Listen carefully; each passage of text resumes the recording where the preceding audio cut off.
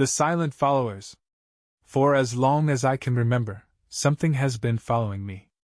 It started when I was 9. My family had just moved into a new house, a rundown old Victorian at the edge of a small, foggy town. My parents called it charming. I called it unsettling. From the moment we arrived, I felt like we weren't alone. The feeling wasn't oppressive, not at first. It was just there, like a faint hum you couldn't turn off. The first night, as I lay in bed staring at the cracked ceiling, I heard footsteps. Light, hesitant. They started in the hallway, crept past my door, and stopped at the foot of my bed. I pulled the blanket over my head and squeezed my eyes shut, convincing myself it was my imagination. But the sound never left me. Over the years, it followed me everywhere. At school, I'd hear faint whispers in empty hallways. In my room, objects would shift slightly when I wasn't looking. During family dinners, I'd catch glimpses of shadowy figures in the corners of my eyes. I stopped mentioning it after the first few times.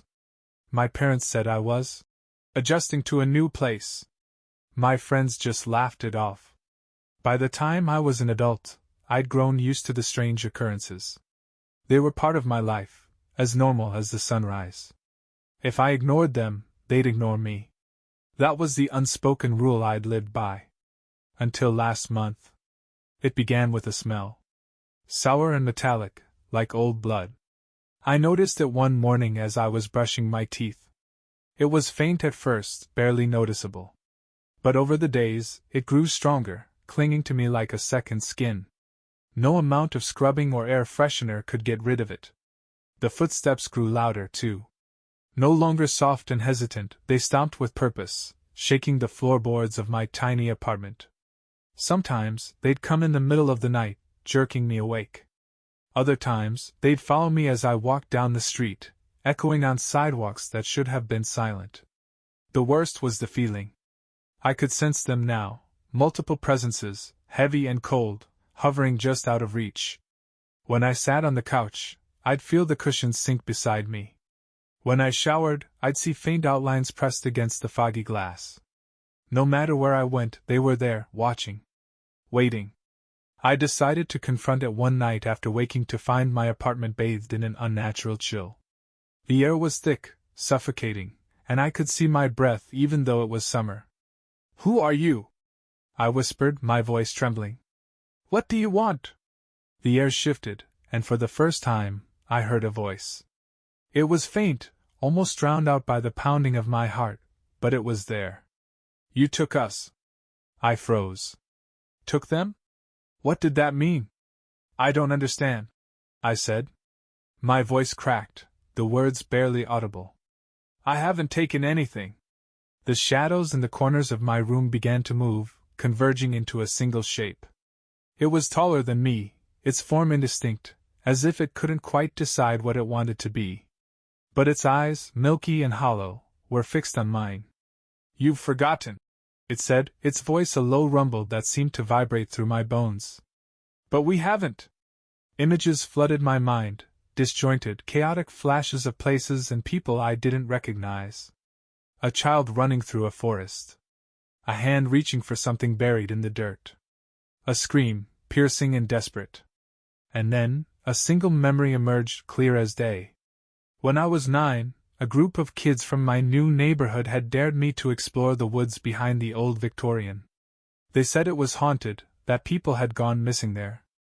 I hadn't believed them, of course. Ghost stories were for babies. I remember wandering deep into the woods, the towering trees blotting out the sun. I found a clearing with a strange stone circle in the center. At the time, I thought it was just a cool place to hang out. But as I stepped into the circle, the air shifted. It felt wrong, heavy, like I'd just walked into a room where someone had been screaming moments before. I don't remember much after that. Just fragments, falling to my knees, a bright light, a sensation of being watched. I woke up hours later, lying in my bed, with no memory of how I'd gotten there. My parents said I'd come home on my own, but I didn't believe them. I never went back to the woods. The figure in my room leaned closer, its face inches from mine. "You opened the door," it whispered, You let us in. I didn't mean to. I stammered, my chest tightening. I was just a kid. I didn't know. Your ignorance doesn't absolve you. It hissed. You belong to us now. The shadows surged forward, enveloping me. My vision blurred, and the world tilted sideways. I felt myself falling, weightless and cold. When I opened my eyes, I was no longer in my apartment. I was back in the woods. The stone circle loomed before me, glowing faintly under the moonlight. The figures surrounded me now, their hollow eyes glinting with something that looked like hunger. You must finish what you started, the voice said, echoing all around me. I don't even know what that means, I shouted, desperation creeping into my voice. One of the figures stepped forward, its face indistinct but its intent clear. It pointed to the center of the circle, where something glinted in the dirt. My hands moved on their own, digging into the soft earth. It felt wrong, every instinct in my body screaming at me to stop, but I couldn't. When my fingers closed around the object, I pulled it free. It was a mirror. Small and tarnished, its surface cloudy with age.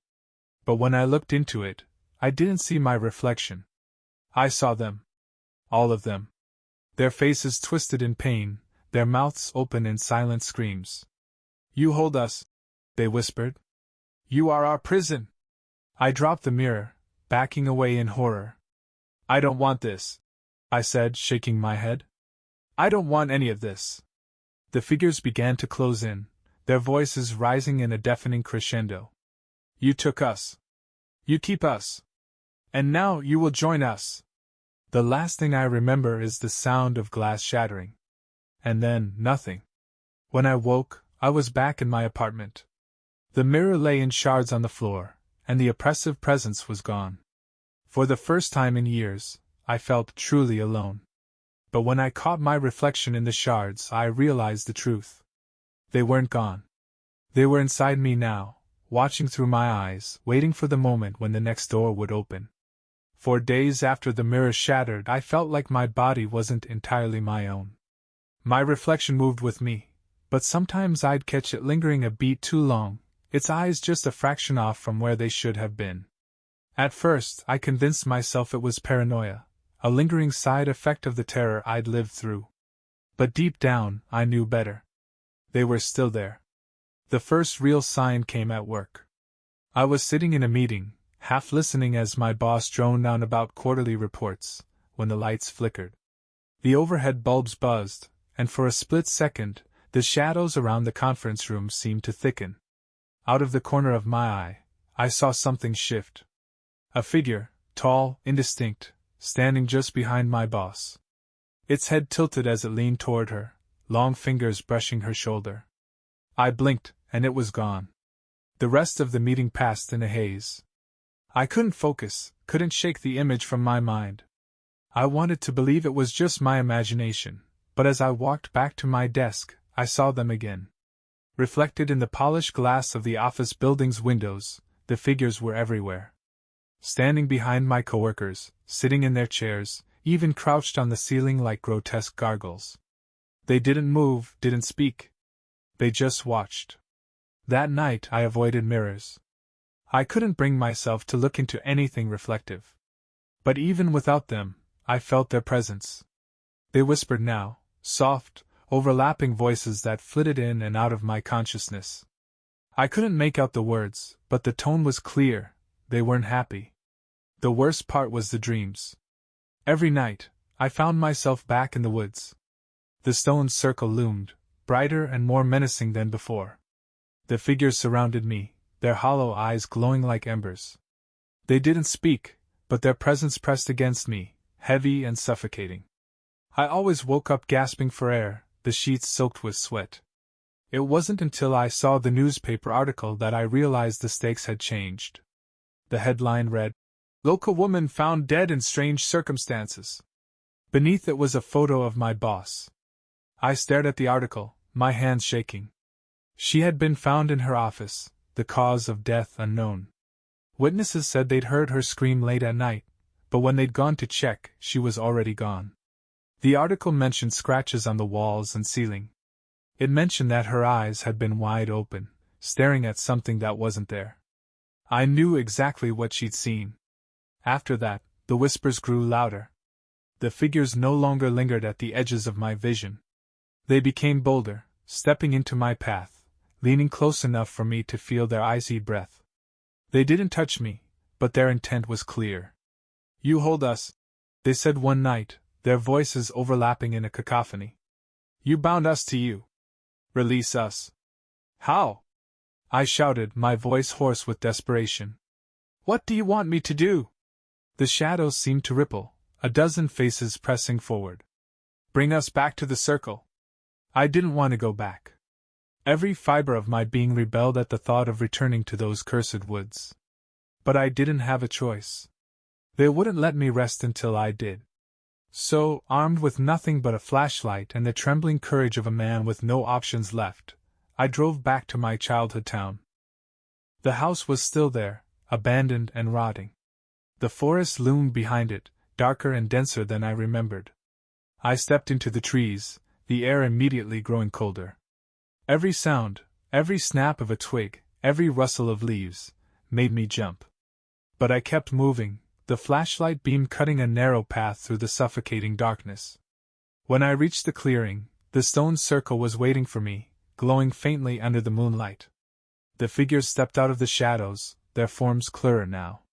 They weren't just shapes anymore, they were people, men, women, children, all with sunken eyes and mouths that stretched too wide. "You returned," one of them said, its voice low and guttural. "You didn't leave me much of a choice," I replied, my voice shaking. They encircled me, their hollow eyes fixed on the ground where the mirror had once been buried.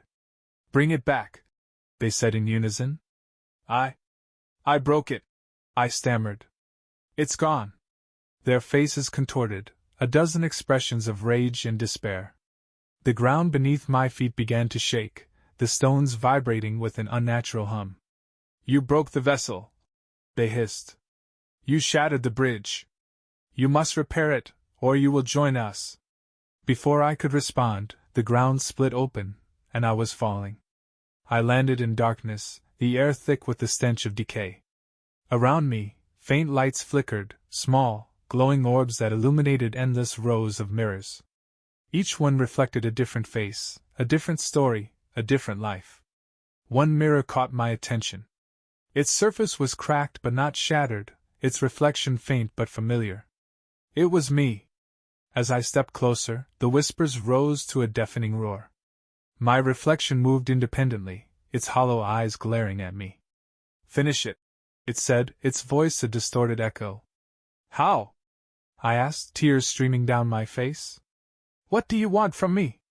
My reflection smiled, its mouth stretching impossibly wide. "Give us what we lost." I turned to see the figures closing in, their hollow eyes gleaming with anticipation. I realized then what they wanted, my body, my soul. They didn't just want freedom, they wanted life. But I wasn't ready to give up. As their hands reached for me, I turned back to the mirror and did the only thing I could think of. I stepped through. When I woke, I was lying in the clearing, the stones cold against my back. The woods were silent, the air still. But something was different. The whispers were gone. The figures had vanished. And when I looked at my reflection in a puddle nearby, my eyes weren't my own. It's been 3 days since the mirror shattered. 3 days since they stopped following me. And 3 days since I realized I was never really free. I see them now, clearer than ever. Not in the corners of my eyes or lurking in the shadows, but in every reflective surface. They're inside me. When I look in the mirror, they're the ones staring back. At first, I avoided my reflection entirely. I kept the bathroom light off, covered the mirrors in my apartment, and steered clear of glass storefronts. But it didn't matter. They're not just in the mirrors anymore. They're in my head. When I close my eyes, I see them. When I sleep, I dream their memories. Faces I don't recognize, places I've never been, and deaths I can't explain. Last night, I saw a woman. She was running through a dense forest, her breath coming in ragged gasps. Something was chasing her, something I couldn't see but could feel, a relentless, suffocating presence. She tripped, falling hard onto the forest floor, and when she looked up, her face wasn't her own anymore. It was mine. I woke up screaming. It's not just the dreams. I've started losing time. I'll be in the middle of something, washing dishes, scrolling on my phone, talking to someone, and then I'll blink, and hours will have passed. The first time it happened, I chalked it up to exhaustion. But then I noticed things out of place. The fridge door left open, muddy footprints on my carpet, the faint scent of something metallic in the air. Yesterday, I woke up in the middle of the woods. The same woods from my childhood. My hands were caked with dirt, my knees bruised and bleeding. I had no idea how I'd gotten there. When I stumbled back to my apartment, I found a note on my kitchen table, scrawled in jagged handwriting that wasn't mine. The door swings both ways. I've been researching vessels, trying to figure out what's happening to me. Most of it is garbage, stories about ghosts and curses, YouTube videos with shaky footage of Ouija boards. But then I found something buried in an old forum, a post from years ago. A vessel is more than a prison. It's a bridge. Once they're inside, they can use you. And if you're not careful, they'll hollow you out until there's nothing left. I can feel it happening. I've started hearing whispers again, faint and distant, like a radio tuned to the wrong frequency. They're louder at night, stronger when I'm near mirrors. Sometimes, I catch myself saying things I don't remember thinking. Small things, random things, words that don't make sense. But other times it's worse. Last night, I was staring out my window, watching the rain streak down the glass. My hand moved on its own, pressing against the cold pane. And in the reflection, I saw not just one figure, but dozens. Hundreds. All of them staring at me. "You're the door now," one of them whispered. Today, I woke up to find another note on my table.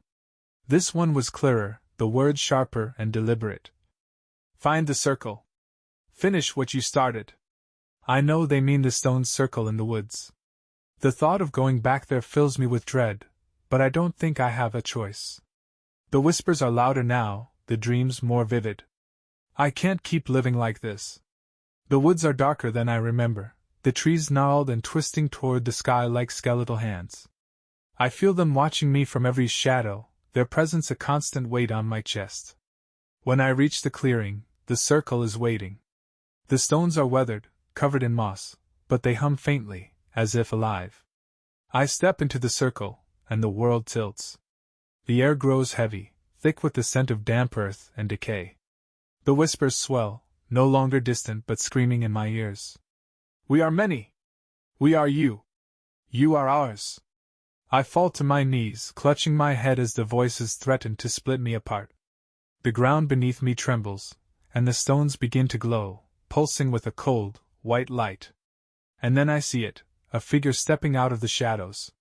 It's me. Or at least, it looks like me. Same face, same clothes, but its eyes are empty, its movements wrong. "You're not strong enough," it says in my voice, but colder. "You'll never finish it. You'll never be free." The figure lunges, and the world explodes in chaos. I fight, clawing and screaming, but it's like trying to fight smoke.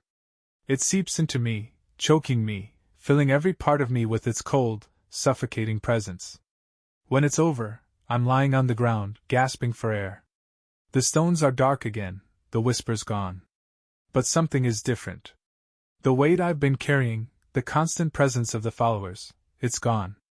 I can feel it, like a thread that's been severed. But when I look down at my hands, I see the truth. My skin is pale, almost translucent. My reflection in the stone's surface stares back, but it's not quite right. My eyes are hollow, my smile too sharp. I didn't win. I didn't escape. I've become one of them. The realization hit me like ice water. I wasn't myself anymore. I thought it was over. The whispers were gone, the shadows no longer lingered, and my reflection was finally my own again. For the first time in years, I could sleep without feeling watched. But peace is a fragile thing. It started small, subtle enough to dismiss as paranoia. The occasional flicker of a streetlight as I walked by. A faint vibration in the air when I entered a room. The smell of damp earth lingering in my apartment despite obsessive cleaning. At first, I convinced myself it was residual fear. Trauma from what I'd endured. But the signs became harder to ignore.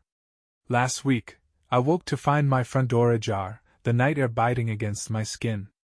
I was sure I'd locked it. The next morning, my phone rang, but when I answered, there was only silence. It wasn't until 3 nights ago that I noticed the dreams again. In the first one, I was standing in the woods. The trees stretched impossibly high, their gnarled branches clawing at the sky. The air was heavy, electric, and I could feel something watching me.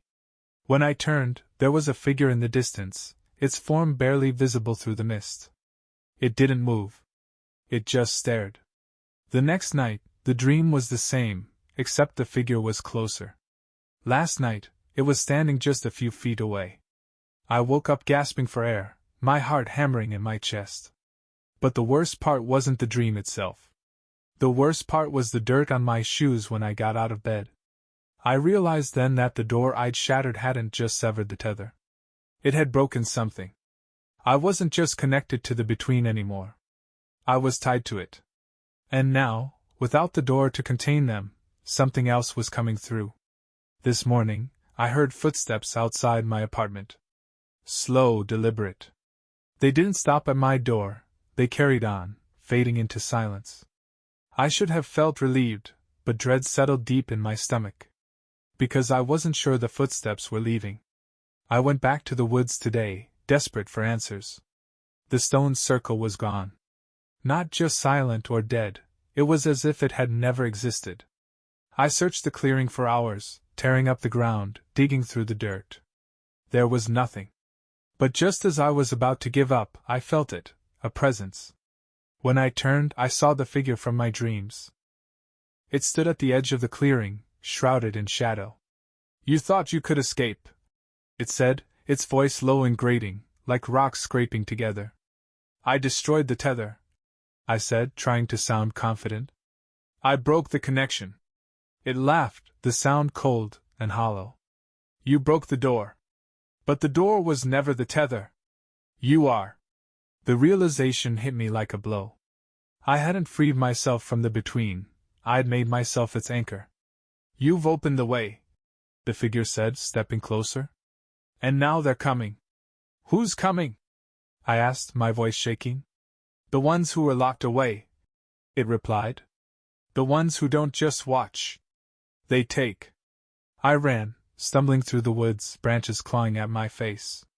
But no matter how far I went, the figure's voice followed me, echoing in my head. "You can't stop it.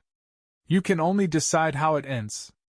Back in my apartment, I tried to calm myself, but every shadow seemed darker, every sound sharper. I couldn't stay here. I started packing a bag, planning to leave town, to disappear. But as I reached for the front door, my phone buzzed.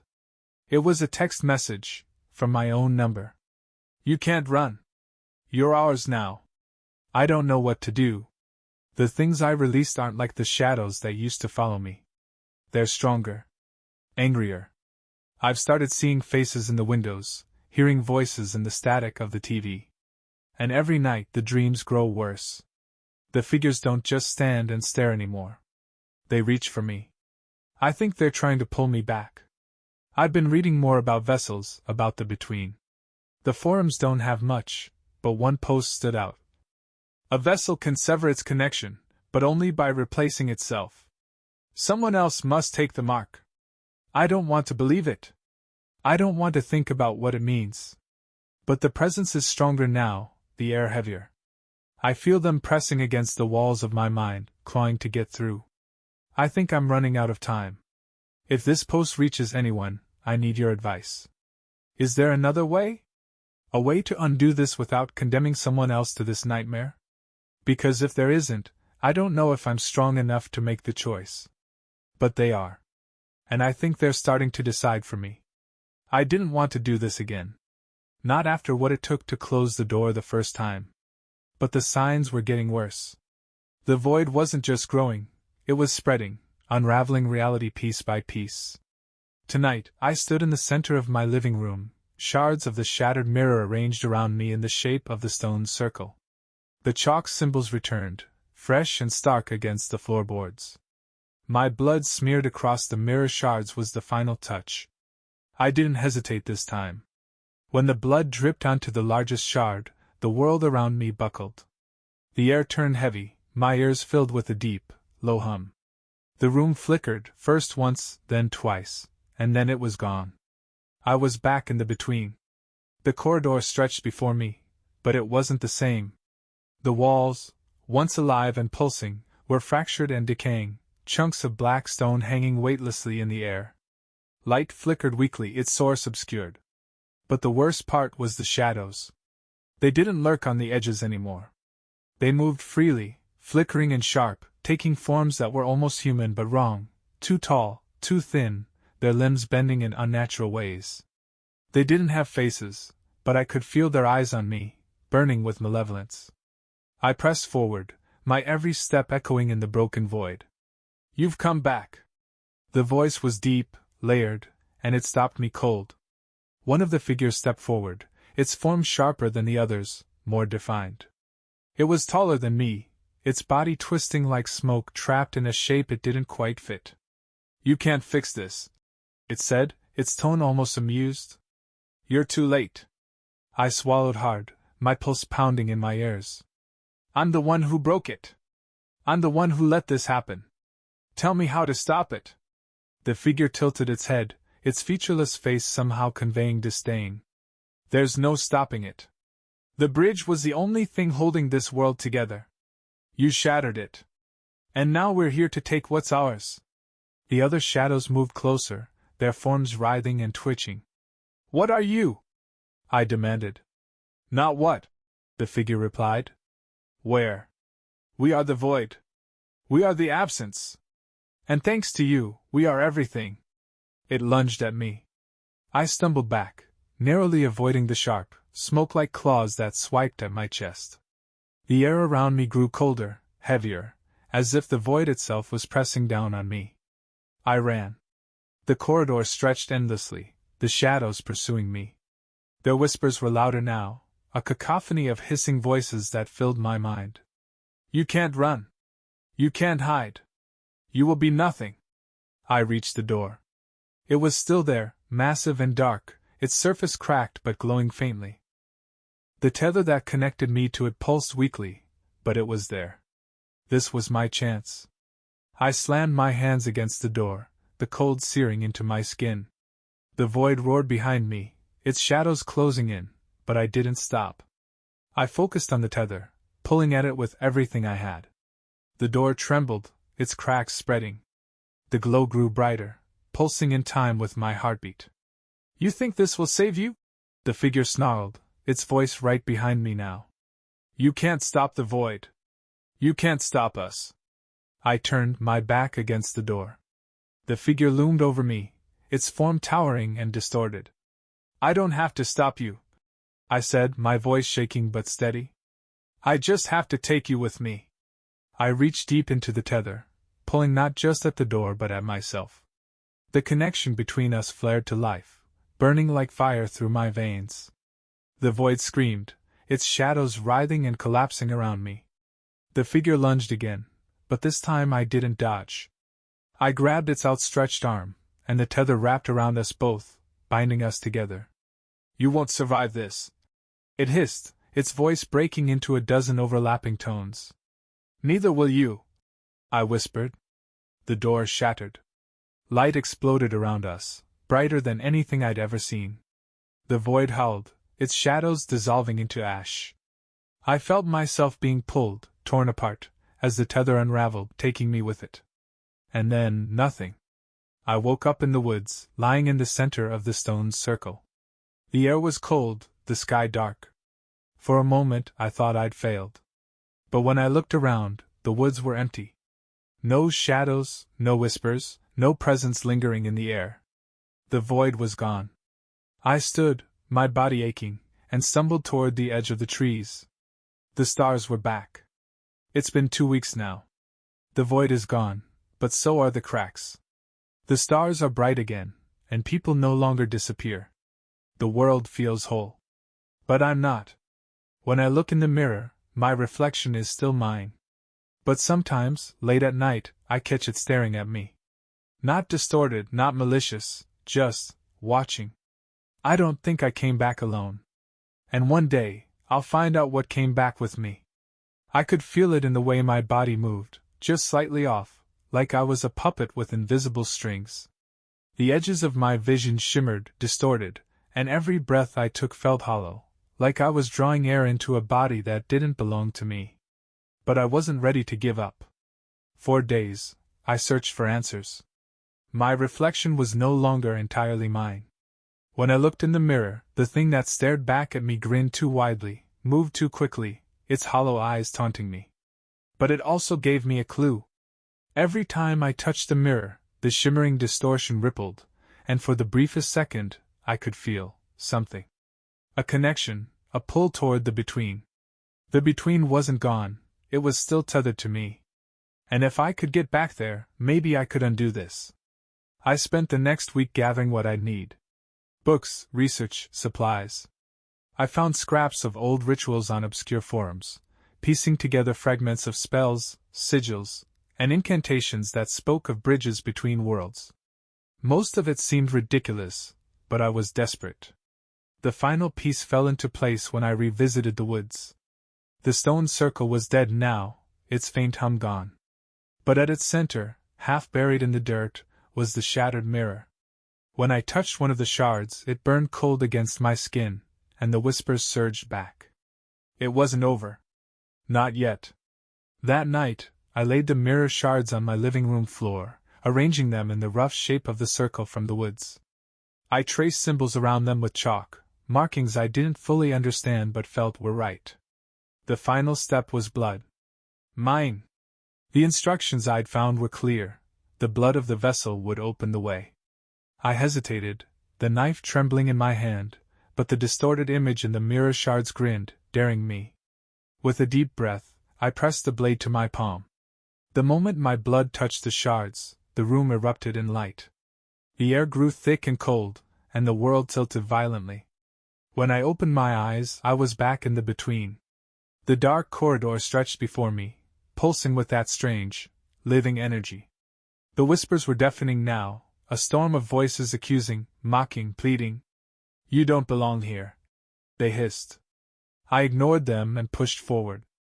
The further I went, the heavier the air became. The figures began to emerge from the darkness, their forms flickering and distorted. They didn't attack me, but they didn't need to. Their presence was suffocating, draining my strength with every step. At the end of the corridor, I saw it, the door. It was massive, carved from a dark, oily wood that shimmered in the faint light. Symbols were etched into its surface, glowing faintly. The figures surrounded it, their hollow eyes fixed on me. "You won't succeed," one of them whispered. "Watch me," I muttered, pushing through the crowd. The door was locked, its surface cold and unyielding. But I could feel the tether between it and me, a thread of connection that pulsed with life. I placed my hands on the door and closed my eyes, focusing on the tether. "You don't have the strength," the whispers taunted. "You are ours now." But they were wrong. They had used me, yes, but that connection went both ways. And I was stronger than they thought. I pushed with everything I had, pulling at the thread, twisting it, unraveling it. The door trembled, the symbols flaring brighter. The figures began to scream, their forms flickering violently. The door cracked, and a brilliant light poured through, blinding and warm. "You'll destroy us all!" one of the figures shrieked. "Good," I growled, shoving harder. With a final surge of will, the door shattered, and the light consumed everything. When I woke, I was lying on the floor of my apartment. The mirror shards were gone, the chalk sigils smudged. The air felt different, lighter, cleaner. I rushed to the nearest mirror, dread pooling in my stomach. But when I looked, it was just me. My reflection was whole again, no longer distorted, no longer taunting. The shadows are gone now. The whispers are silent. For the first time in years, I feel truly alone. But I know the cost of what I did. I didn't just free myself. I destroyed the tether, shattered the bridge. The figures, the between, they're gone. But so are the answers.